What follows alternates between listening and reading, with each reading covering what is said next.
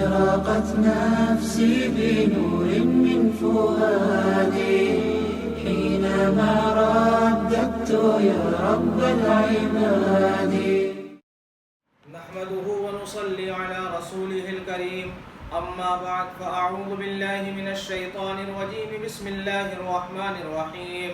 يا أيها الذين آمنوا كتب عليكم الصيام كما كتب على الذين من قبلكم لعلكم تتقون. صدق الله العظيم. قال النبي صلى الله عليه وسلم الصوم جنة أو كما قال عليه الصلاة والسلام. آج ہم آپ کے سامنے رمضان سے متعلق اور کووڈ-19 کے متعلق چند باتیں پیش کریں گے. ان میں سے سب سے پہلی بات یہ ہے کہ 25 اپریل سے پہلا روزہ، ورنہ 26 اپریل سے انشاءاللہ تعالی رمضان کا مہینہ شروع ہوگا اور پہلا روزہ ہوگا. تو روزے سے متعلق یہ کہنا ہے کہ روزے کی بڑی فضیلت آئی ہے قرآن میں، اور اسلام کے جو 5 ستون ہیں ان میں سے ایک بڑا ستون جو ہے رمضان کا روزہ بھی ہے. چنانچہ نبی اکرم صلی اللہ علیہ وسلم نے ارشاد فرمایا کہ جس نے رمضان میں ایک روزہ بھی اگر چھوڑ دیا جان بوجھ کر بلا کسی عذر کے، تو زندگی بھر وہ روزہ رکھے گا تو وہ اس کا بدل نہیں بن سکتا. اس لیے میں اپیل کرتا ہوں دنیا بھر کے مسلمانوں سے کہ بلا عذر بے شرعی کسی بھی قیمت پہ روزہ نہ چھوڑیں. ہر عاقل بالغ صحت مند مقیم مسلمان پر روزہ فرض ہے. اس فرضیت کو ادا کریں، اور اس طرح کے جو حالات ہیں ان حالات میں تو اور نہیں چھوڑنا چاہیے. دوسری بات یہ ہے کہ رمضان میں ایک بڑی اہم عبادت جو ہے تراویح ہے. لہذا تراویح کے بارے میں نبی اکرم صلی اللہ علیہ وسلم نے ارشاد فرمایا کہ دن کی عبادت کو اللہ تعالیٰ نے فرض کیا یعنی روزے کو، اور رات کی عبادت کو میں نے سنت قرار دیا یعنی تراویح کی نماز کو. لہذا تراویح کی نماز کا اہتمام کرنا چاہیے. اور تراویح کی ایک سنت تو ہے 20 رکعت تراویح پڑھنا، اور دوسری سنت ہے کہ تراویح کے اندر قرآن کریم ختم کرنا، یا پڑھ کر اور یا سن کر. لہذا دونوں سنتوں کی ادائیگی کی جائے. البتہ اس وقت جو ہے مسجدوں میں زیادہ لوگ جمع نہ ہوں، لیکن دنیا کی کوئی بھی مسجد، خصوصاً ہندوستان کی کسی بھی مسجد کو خالی نہ چھوڑا جائے تراویح اور قرآن کی تلاوت سے. ہر حال میں مسجدوں کے اندر تراویح کا اہتمام کیا جائے، چاہے 20 دن والی ہو چاہے 27 دن والی ہو، اور اس میں لوگ تراویح کی نماز ادا کریں. بس یہ ہے کہ قانون کا لحاظ کرتے ہوئے اور جو ہے سوشل ڈسٹینسنگ کا خیال کرتے ہوئے تراویح کی نماز ادا کی جائے. اس کے علاوہ تیسری بات جو بڑی اہم ہے وہ یہ ہے رمضان کی، کہ رمضان کے آخری عشرے میں اعتکاف کیا جاتا ہے.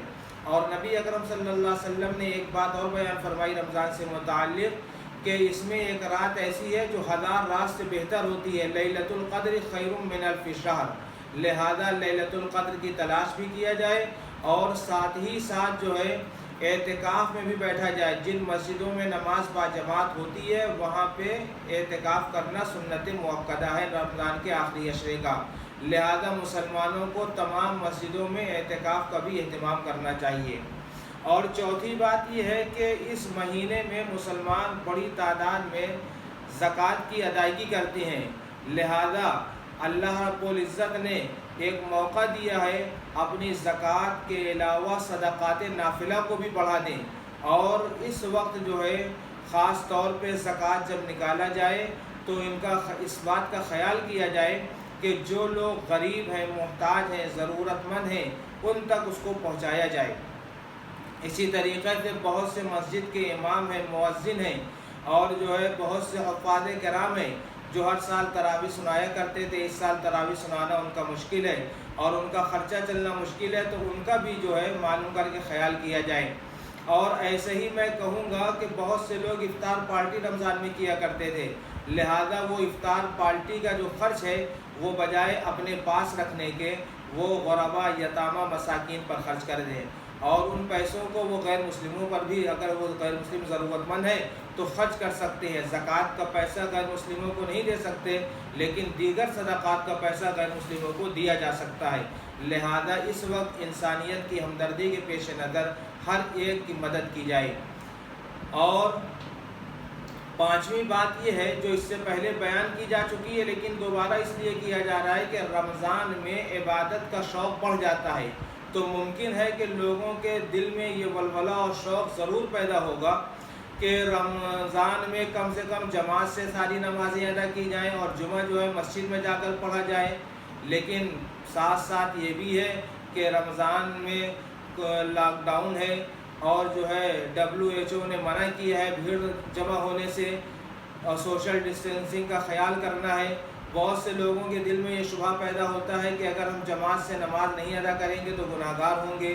بہت سے لوگ یہ بھی سوال کرتے ہیں کہ 3 جمعہ لگاتار اگر چھوڑ دیا جائے تو دل پہ مہر لگا دی جاتی ہے اور بہت گناہ ہوتا ہے۔ تو اس کا جواب یہ ہے کہ اگر جماعت کی نماز یا جمعہ کی نماز یا تراویح کی نماز کسی عذر کی وجہ سے چھوڑا جاتا ہے تو اس عذر کی وجہ سے جب چھوڑیں گے تو کوئی گناہ نہیں ہوگا، بلکہ اللہ تعالیٰ کی کریم ذات سے امید ہے کہ وہ جمعہ کی نماز اور جماعت کی نماز اور تراویح کو مسجد میں جماعت کے ساتھ ادا کرنے کا ثواب عطا کرے گی۔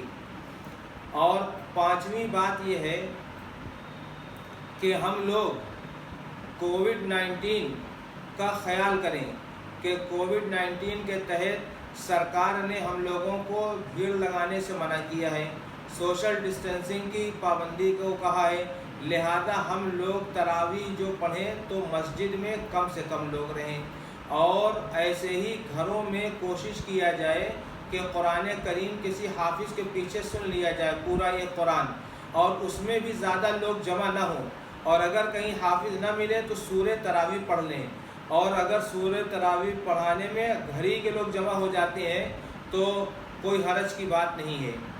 البتہ جمعہ کی نماز کے لیے میں پہلے بتا چکا ہوں کہ اس میں 4 آدمی کی ضرورت ہوتی ہے، ایک امام ہو، اس کے علاوہ 3 بالغ مرد ہوں۔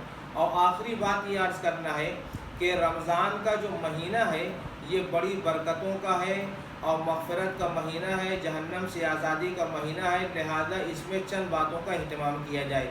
سب سے پہلی بات تو یہ ہے قرآن کریم کی تلاوت کا اہتمام کیا جائے، اور دوسری استغفار کی کثرت کی جائے، تیسرے درود شریف پڑھنے کا اہتمام کیا جائے، چوتھا کثرت سے جو ہے صدقات کا اہتمام کیا جائے، اور پانچویں بات یہ ہے کہ سخاوت بھی اپنی پیش کرے، زیادہ سے زیادہ لوگوں کی مدد کریں، اور اسی طریقے سے ایک بات یہ بھی ہے کہ اپنے روزے کو گناہوں کی وجہ سے بیکار اور بے اثر نہ کریں۔